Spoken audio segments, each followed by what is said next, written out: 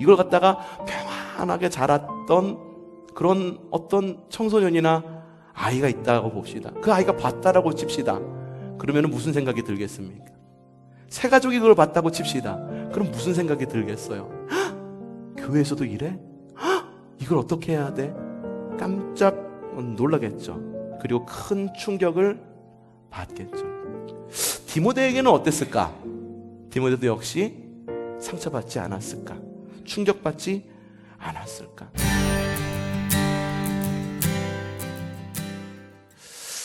자, 성경 인물 열전 7번째 시간 디모데 이야기, 이미 자막이 쫙 나갔기 때문에 누구에 대해 이야기를 할지를 이미 알고 계실 겁니다.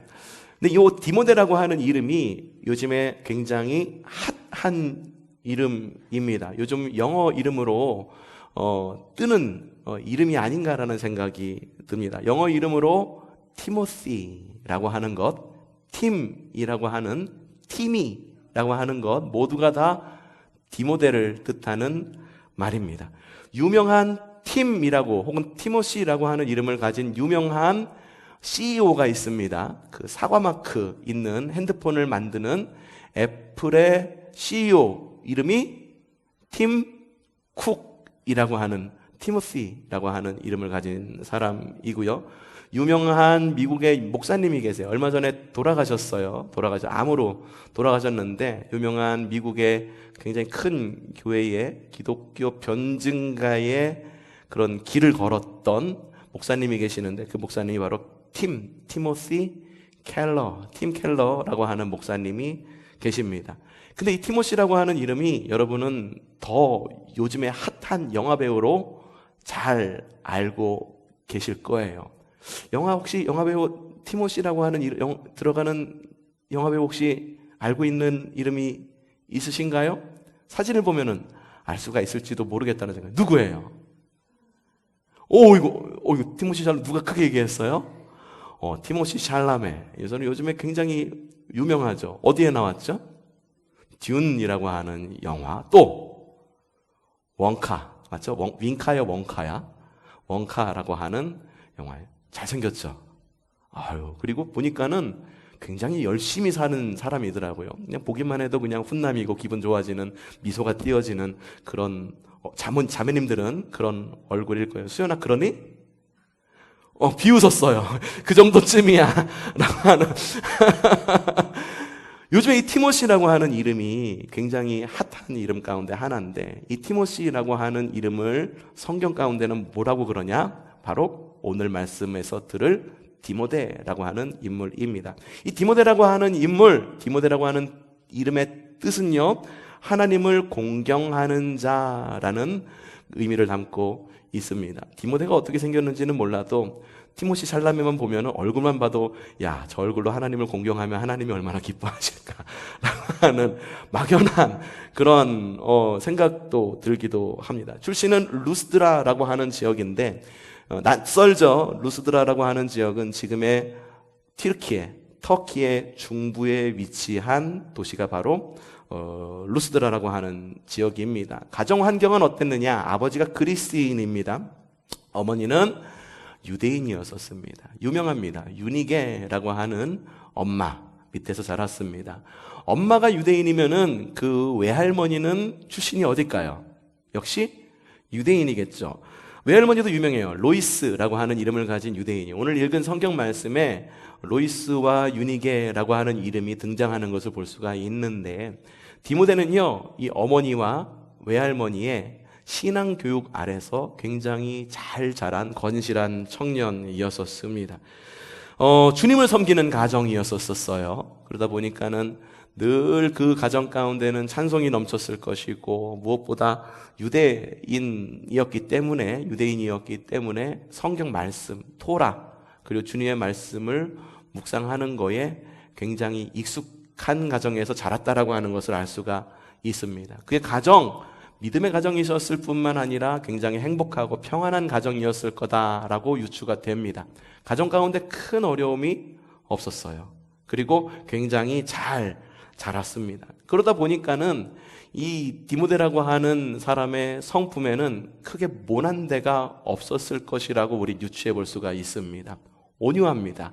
그리고 누군가와도 잘 지내는 성격. 그래서 고향 땅 루스드라에서는 이런 소문이 났습니다. 자, 사도행전 12장 6절 한번 읽어보죠. 시작! 디모데는 루스드라와 이고니온에 있는 신도들에게 호평을 받는 사람이었다. 언제나 보면 루스드라와 이고니온이 같이 묶여서 나옵니다. 이게 뭐하고 같으냐 하면은 언제나 연천을 말할 때 동두천, 연천 묶어서 이야기를 하잖아요. 요것하고 비슷한 거예요. 이고니온하고 루스드라는 대략 한 30km 거리에 있는 도시예요. 그래서 언제나 묶어서 이야기를 해요. 바울이 복음을 전할 때에도 이고니온, 루스드라 같이 묶어서 이렇게 기록되어 있는 성경 말씀을 사도행전에서 찾아볼 수가 있어. 근데 이 루스드라에서 디모데는 어떤 사람이었다? 호평을 받는 사람이었다. 혹평이 아니라 호평. 역시 호자가 들어가는 거에는 뭐든지 좋은 게 많이 들어가는 것 같다라는 생각이 들기도 해요. 칭찬받는 그리스도인으로 성장을 하게 됩니다. 집안 환경 어땠다? 큰 어려움도 없었다. 어머니도 믿는 사람, 할머니도 믿는 사람. 아버지는 그리스도인이었기 때문에 그리스 하면 떠오르는 것이 철학이잖아요. 그렇죠?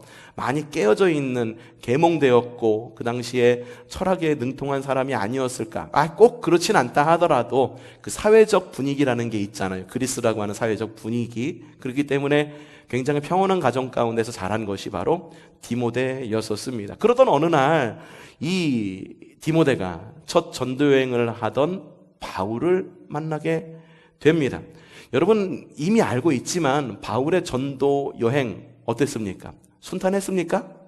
순탄하지 않았어요. 가는 곳마다 사람들이 방해하고 특별히 유대인들이요 멀리서부터 찾아와가지고 바울이 복음을 전하니까 그것도 이방인들한테 전하는데 유대인한테 전하는 게 아니라 야 이게 뭐야 예수라는 사람도 유대인이었었는데 유대인에게 복음을 전해야지 무슨 말이야 이방인 유대인도 아닌 그 이방인 천한 이방인한테 복음을 전한다.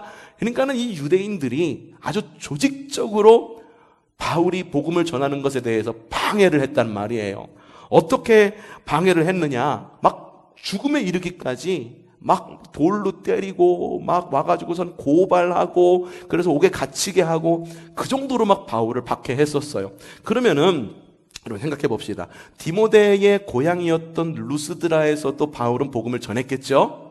예, 사도행전에 나와 있어요. 복음을 전했어요. 그럼 루스드라에서는 좀 어땠을까? 사람들이 조금 디모데 가정 환경을 보니까는 그래도 온순하고 그러니까는 그래도 조금 순탄하게 복음을 전하지 않았을까 상상을 하지만 절대 아닙니다. 유대인들은 우리의 기대를 저버리지 않습니다. 어느 날에 이런 일이 있었습니다. 사도행전 14장 8절 이런 일이 있었어요. 시작. 발을 쓰지 못하는 지체장애인 한 사람이 앉아 있었었다. 루스드라에 발을 쓰지 못하는 지체장애인 한 사람이 앉아 있었습니다. 근데 바울이 이걸 보고선 그냥 지나쳤으면은 이게 기사거리가 되지 않았겠죠. 바울이 어떻게 했느냐? 그 다음 10절에 보면 이렇게 적혀 있습니다. 시작. 큰 소리로 그대의 발로 똑바로 일어서시오 하고 말하였다. 그러자 그는 벌떡 일어나서 걷기 시작했다. 여러분 복음의 능력이 있는 곳에는 기적이 일어납니다. 복음의 능력이 있는 곳에는 변화가 일어납니다. 근데 변화를 싫어하는 사람들이 있어요. 그 지역을 총괄하고 있는 사람들, 그리고 권력을 잡고 있는 사람들, 그리고 또 하나는 뭐냐 하면은 이제 유대인들, 권력 이런 변화를 굉장히 싫어하죠. 주님께서 오셔서 외쳤던 하나님 나라의 복음은요, 변해라. 그래야 니네들이 살 거야. 하나님 나라가 가까이 왔어. 회개해. 삶을 돌이켜야 돼. 라고 하는 굉장히 급진적인 그런 복음 말씀을 전했거든요. 바울도 똑같이 급진적이었었습니다. 그래서 변해야 됩니다. 그리고 또 기적을 일으켰어요. 걷지 못하는 지체장애인이 있으니까 일으켜 세우니까 야 이걸 갖다가 방해해야겠다는 마음이 누구에게 있었을까?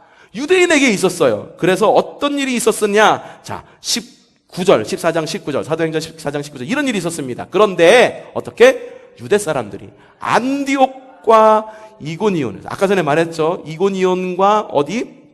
루스드라는 묶여서 이야기한다라고 이야기했어요. 대략 거리는 30km 정도, 동두천과 연천 말하듯이 묶어서 이야기하듯이 그렇게 가까운 곳이에요. 그러니까 가까운 데 있었던, 그리고 안디옥에 있었던 유대인 사람들이 멀리서 원정 와가지고 어떻게 했냐면은 거기로 몰려와서 군중들을 설득하고, 어떻게 설득했을까? 야 이거 아니야. 야, 이게 복음이라고?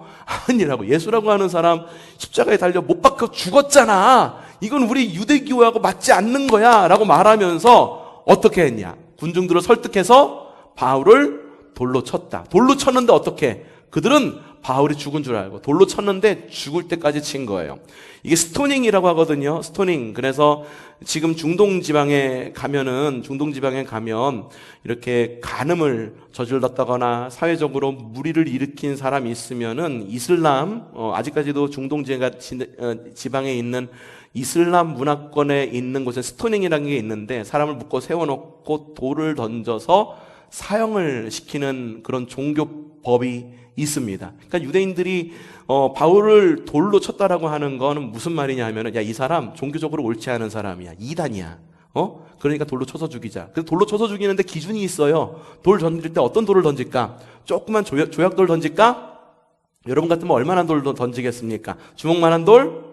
야, 주먹만한 돌 맞아도 되게 아프잖아. 근데 그 기준이 뭐냐 하면은 자기 머리통만한 돌을 던져야 되는 거예요. 자기 머리카락만한 돌.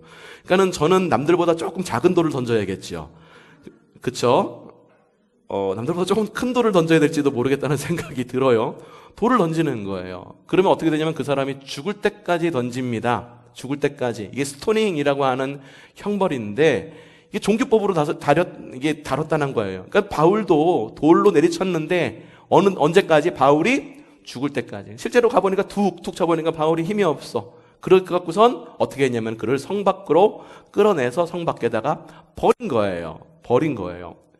여러분, 이런 모습을 보면 여러분 지금 어떻습니까? 내 머리만한 돌을 던져야 된다라고 이야기를 하니까 머리만한 돌을 내 머리에 맞았을 때 어떤 일이 오게 될지 상상이 되면서 막 얼굴이 가슴이 쪼그라드는 느낌도 들고 굉장히 조금 두려운 마음도 들죠. 바울이 여기서 죽었을까? 물론 죽지는 않았습니다. 그 제자들로 인해 가지고 구출을 당해 가지고 다른 곳으로 빨리 피신을 합니다. 그런데 그 자리에 누가 있었을까? 루스드라? 그 루스드라가 고향이었던 디모데가 그 자리에 있었던 거예요. 디모데는 어떻게 자랐다고 그랬어요? 아무런 큰 어려움 없이 부모님으로부터 잘 자랐고 지방 사람들로부터 칭찬받는 그런 사람이었어요. 근데 유대교, 자신이 섬겨왔던, 그리고 어머니의 출신인 이 유대인들이 모여가지고 복음을 전하는 바울에게 돌을 던지고 거의 죽을 만큼 돌을 던지는 모습을 보고 디모데가 어떤 마음이 들었을까? 여러분 같으면 어떤 마음이 들었겠습니까? 야, 교인이야, 그리스도인이야. 교회는 굉장히 좋은 곳이라고 여겨져요. 그런데 교회 나와갖고서 위로도 받고 싶고 칭찬도 받고 싶고 말씀도 듣고 싶고 좋은 사람들과 만나서 좋은 인맥도 쌓고 싶은데 교회라고 하는 곳이 사람들이 모인 것이다 보니까는 많은 문제들도 있다라고 하는 거지.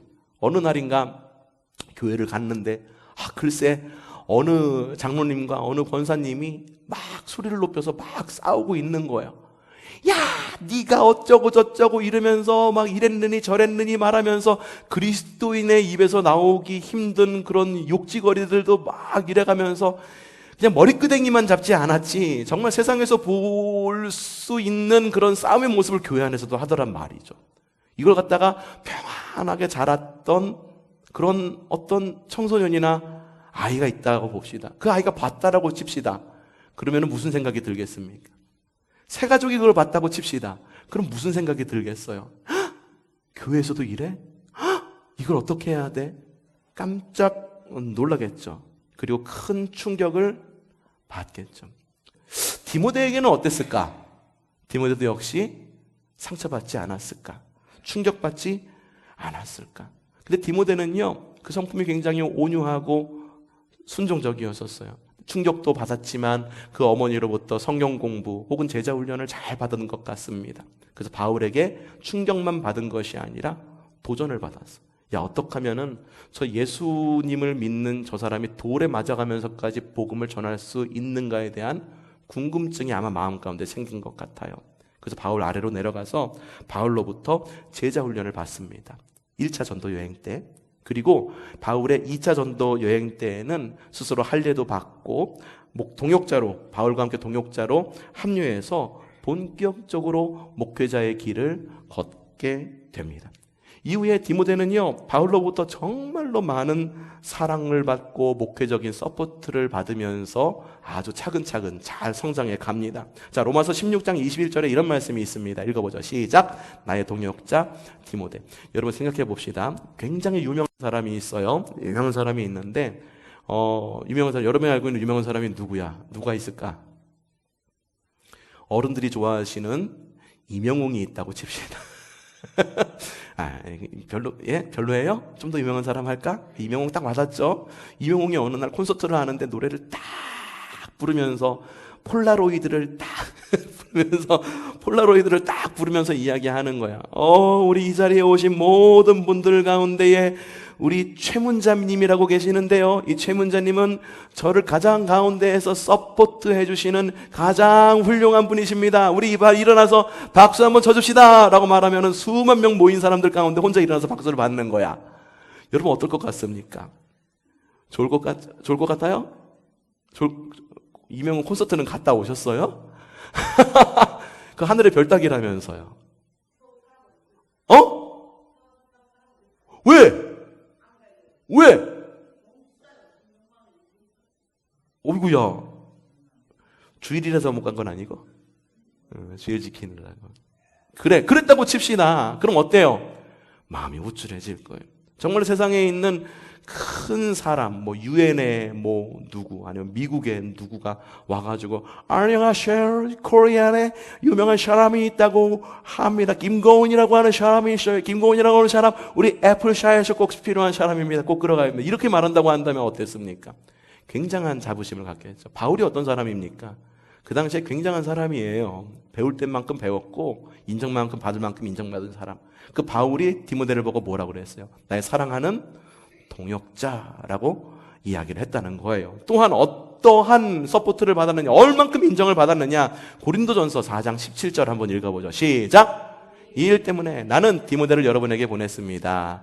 이게 무슨 이야기냐 하면은 고린도 교회에 보낸 편지죠. 고린도전서는 고린도 교회에 많은 어려움들이 있었어. 근데 이 어려움들을 해결해야 돼. 이렇게 근친상간이 이루어지고, 그리고 여자 사제, 성적인 문제, 그리고 무슨 재정의 문제, 아니면 관계의 문제 때문에 고린도 교회가 너무너무 어지러웠던 거예요. 어지러워서 바울 자신이 그곳에 가가지고선 그곳의 문제를 해결해야겠는데, 바울은 너무 바쁘고 더 이상 갈 수 없고 옥에 갇혀 있었다라고 하는 거죠. 그래가지고선 대신해서 보낼 만한 사람을 찾았는데, 그 대신해서 간 사람이 누구야? 디모데를 보낸 거예요. 왜 디모데를 보냈을까? 믿을만하고, 그리고 그만한 능력이 있을 것이라고 믿고 보낸 거예요. 이 일 때문에, 그러니까 이러한 고린도 교회에 있는 문제 때문에 나는 바울이에요. 바울은 디모데를 여러분에게 보냈습니다. 나는 주님 안에서 얻은 그는 주님 안에서 얻은 나의 사랑하는 신실한 아들. 누구한테 데려가서, 이거 아무개 최 목사, 내 아들과 같은 사람이야. 얼마나 자랑스러울까요? 그는 그리스도 예수 안에서 행하는 나의 생활 방식을 여러분에게 되새겨 줄 것입니다. 어디에서나 모든 교회에서 내가 가르치는 그대로 말입니다. 어떻습니까? 이 정도면은 디모데가 걸어온 삶, 그리고 디모데가 걸어온 목회적 여정들이 굉장히 평안했을 것이라고 우리는 예상할 수밖에 없습니다. 디모데의 생을 뒤집어 보니까는 그냥 그렇게 평안하게 지낼 것 같습니다. 하지만 여러분 생각해 볼 필요가 있습니다. 동전에는요, 양면이 있습니다. 디모데는 온유한 성품을 가졌고 그렇게 평온한 성격 가운데에, 환경 가운데 살았기 때문에 그의 마음 가운데 모난 부분이 없었던 사람으로 유추가 된다라고 앞에서 말씀을 드렸죠. 그런데 속으로 이러한 온유함은 동전의 양면 같아서 겉으로 드러날 때는 어떤 모습으로 드러났냐면은 유약한 모습으로 드러나게 됐습니다. 그래서 앞서서 말했죠. 고린도 교회에 문제가 있어갖고선 거기를 해결하려고 바울이 누구를 보냈다? 디모데를 보냈다. 바울 대신 파송을 했는데, 자, 고린도서 4장 17절 아까 읽은 말씀인데 다시 한번 좀 시작. 이 일 때문에 나는 디모데를 여러분에게 보냈습니다. 고린도 교회로 보냈는데 이 일을 잘 해결했을까? 바울이 믿었어. 보냈어. 나의 사자야. 나의 메신저야. 우리 총리야. 대통령 대신해서 가가지고선 이 일을 해야 돼. 보냈어. 근데 이 일을 해결을 못했어. 이 고린도 전서잖아. 고린도 후서도 있잖아요. 그렇죠? 고린도 후서가 있다는 얘기가 뭐야? 고린도 교회에 여전히 문제가 남아있어. 어려움들이 남아있어. 연약하고 유약해가지고 가가지고선 칼로 쫙 자르듯이 못하니까는 그냥 그 문제도 해결하지 못하고 돌아와서 이후에 이 디모데는요 에베소 교회의 담임 목사가 됩니다. 근데 에베소 교회는요 바울이 담임 목사를 하던 곳이었거든요. 근데 에베소 교회 특징이 있는데 아데미 여신을 섬기면서 아데미 여신을 섬기는 것이 그 도시 전체를 먹여 살리는 경제 활동이었던 거라. 바울이 복음을 전할 때 아데미 여신을 섬기던 에베소에 있었던 사람들이 난동을 일으켰어요. 우리를 먹게 하시는 아데미 여신은 위대하다, 위대하다 크게 외치면서 수만 명의 사람이 거리로 쫓아나와갖고선 바울 하나 잡으려고 쫓아나왔던 그런 곳이에요. 그런 곳이면은 사람들이 굉장히 조금 거칠 거예요. 그리고 종교적으로도 굉장히 이방 종교에 섞여 있다. 아데미 여신. 여러분 봤잖아요. 아데미 여신이 어떤 모습을 하고 있어요. 뚱뚱해가지고선 가슴이 막 온몸에 막 달려있는 그런 모습을 한 그런 모습이 아데미 여신. 그 아데미 여신을 사수하고자 하는 사람들이 고초에 널려 있었던 것이 에베소 교회. 그런데 그 에베소 교회에 바울 다음으로 간 목사가 누구였냐면 바로 디모데였다라고 하는 거예요. 그 디모데 담임 목사로 갔어. 그런데 디모데에서 목회를 잘 했을까? 디모데가 에베소 교회에서 목회를 아주 평안하게 잘했으면 모르겠는데, 아이고, 그렇게 편치가 않아. 이 디모데 마음 가운데에 어려움이 늘 있어. 성도들의 갈등은 여전히 남아있고 어려움이 있는 거야. 그래서 바울이 디모데에게 편지를 써서 이렇게 이야기를 합니다. 자, 디모데 전서 4장 12절에서 15절 시작. 아무도 그대가 젊다고 해서 그대를 업신 여기지 못하게 하시고. 이걸 읽으면 뭔 줄 아세요? 디모데는 어렸을 때부터 부모님에게 잘 자랐어. 그리고 어렸을 때 목사 안수를 받았고 어린 나이에 목회 자리에 나간 것을 알 수가 있어. 그러니까 사람들이 그러는 거야. 거기 목사 젊은 목사래. 젊은 목사래. 그러니까는 어떻게 봤냐 하면은 야, 저거 말이야. 좀 뭐라 그럴까? 가지고 있는 목회적인 어떤 이런 것하고 좀 미숙했을 것이라고 되짚어서 넘기는 거죠. 아직까지도 사람들이 저를 보고 초성교회 젊은 목사 왔다라고 이야기를 하더라고요. 젊나요? 젊어요? 그래요. 감사합니다. 아직 젊군요. 그렇죠. 우리 교회에서는 젊어요. 우리 교회에서는 젊은데, 우리 교회에서는 젊어요.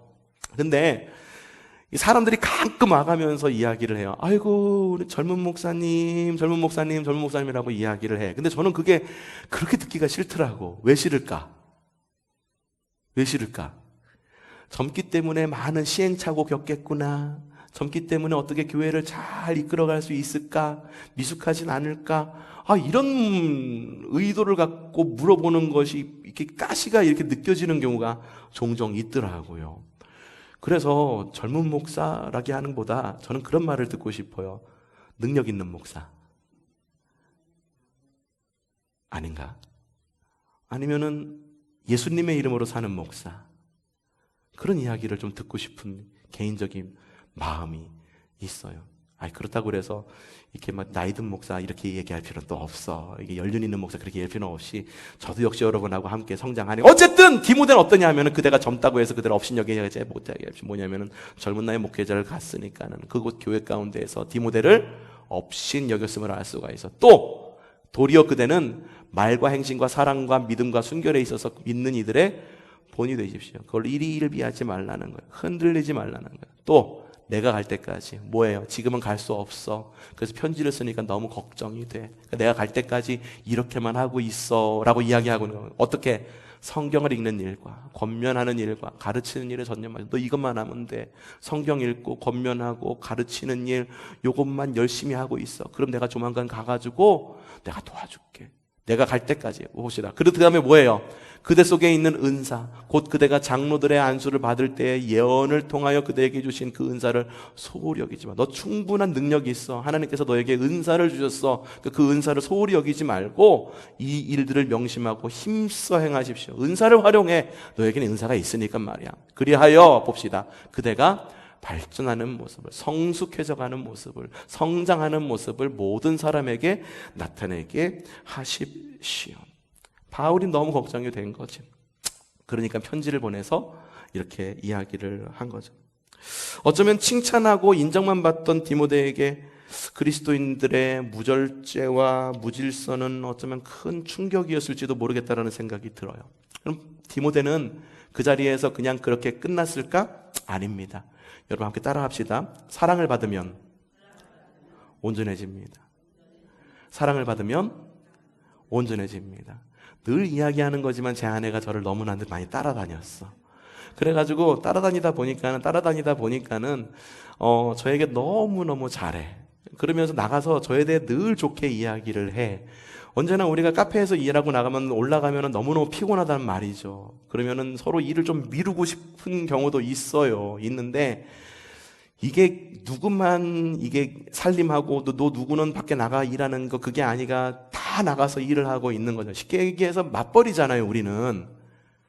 인컴도 좀 맞벌이가 됐으면 좋겠는데 인컴은 맞벌이가 아니라 외벌이 정도도 안 되는 것 같긴 하지만 어쨌든 맞벌이잖아요. 그럼 올라가면은 그냥 서로가 누가 뭐가라고 그랬냐는 듯이 그냥 맡겨진 일을 해요.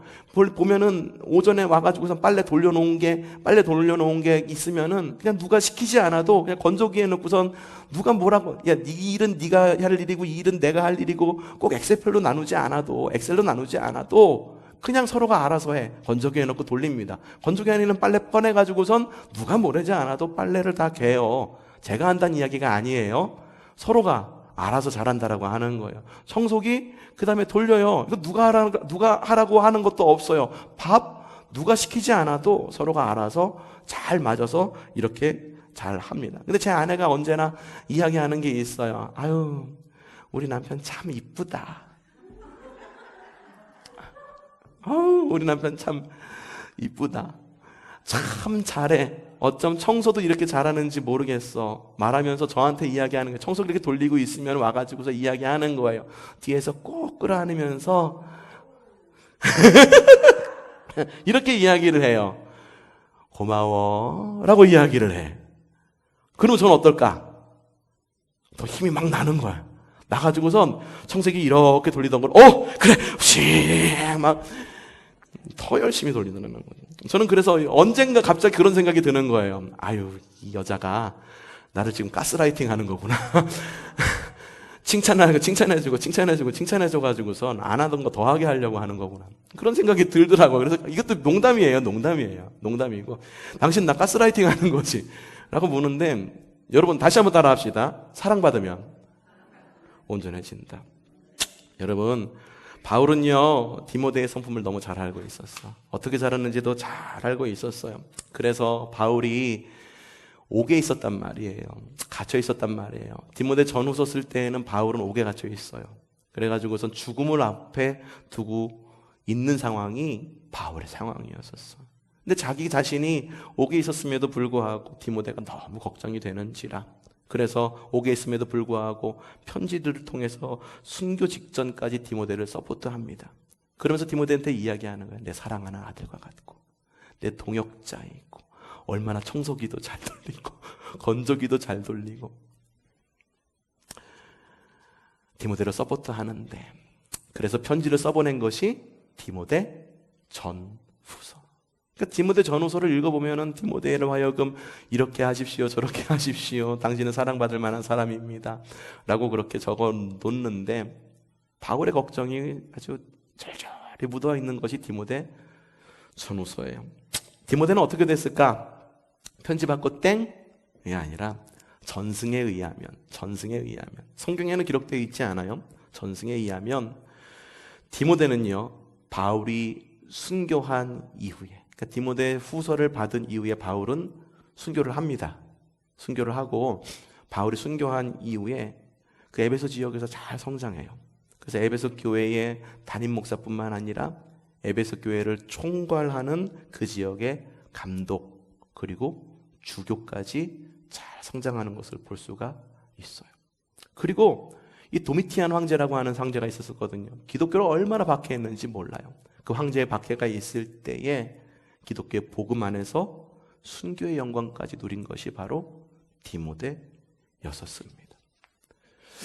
오늘 말씀 들으면서 몇 가지 좀 우리가 나누고자 합니다. 두 가지만 나누고자 합니다. 어떤 교훈이 우리에게 있을까 한번 봅시다. 따라합시다. 말씀으로 성숙해집시다. 여러분, 디모데는 어떻게 성장했습니까?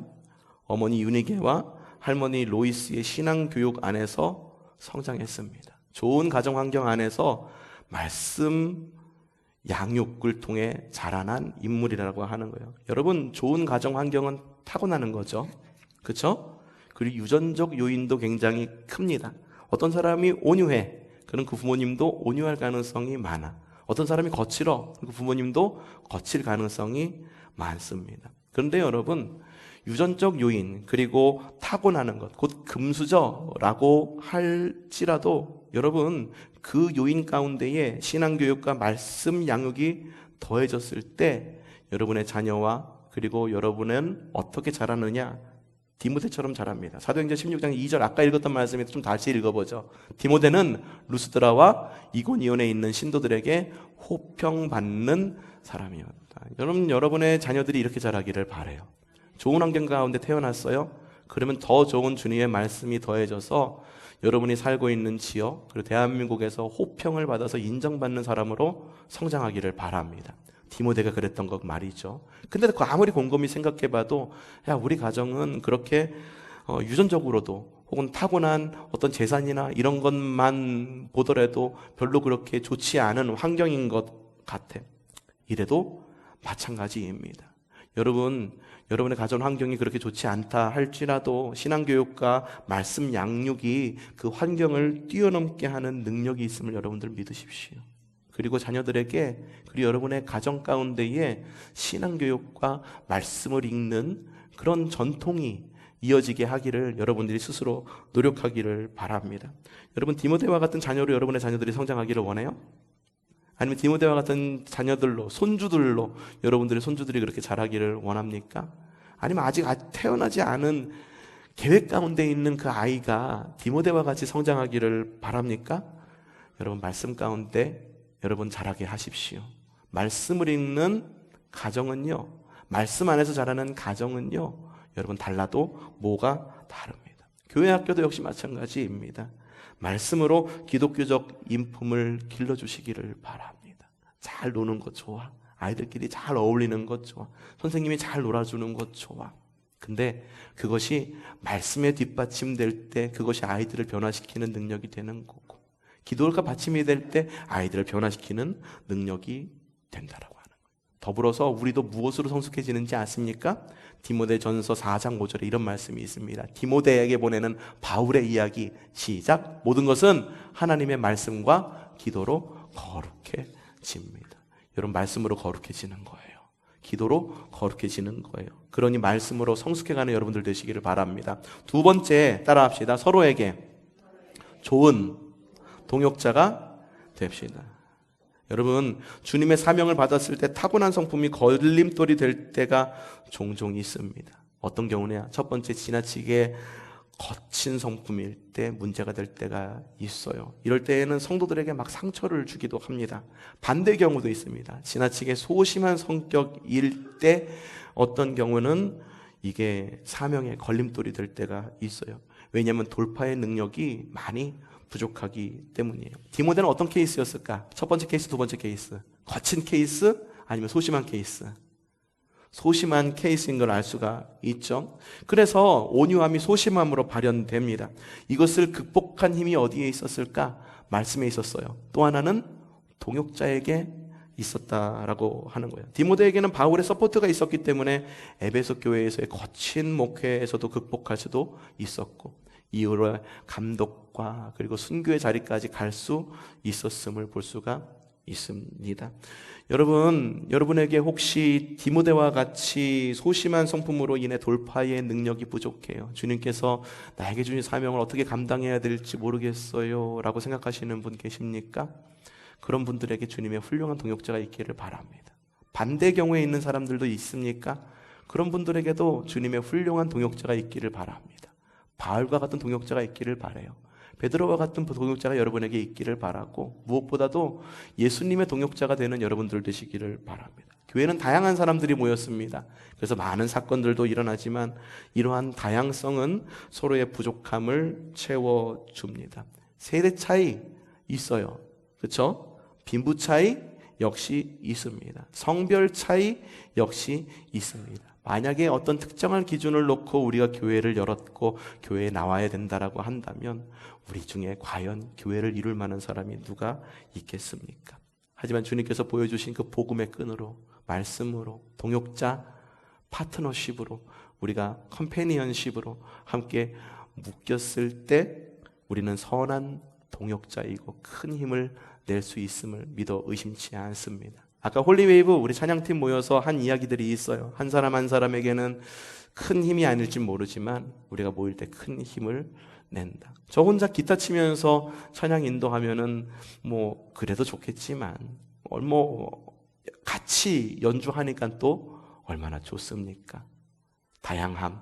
그 다양함으로 인해 가지고 여러분 서로가 서로를 반목하는 것이 아니라 다양함으로 인하여 더욱 풍성함을 이루어가는 우리 교회가 되기를 바랍니다. 첫 번째, 말씀으로 성숙해지기를 바랍니다. 두 번째, 서로에게 좋은 동역자가 되십시오. 우리 옆에 사람 보고 다시 한번 이야기합시다. 내가 좋은 동역자가 되어줄게요. 시작!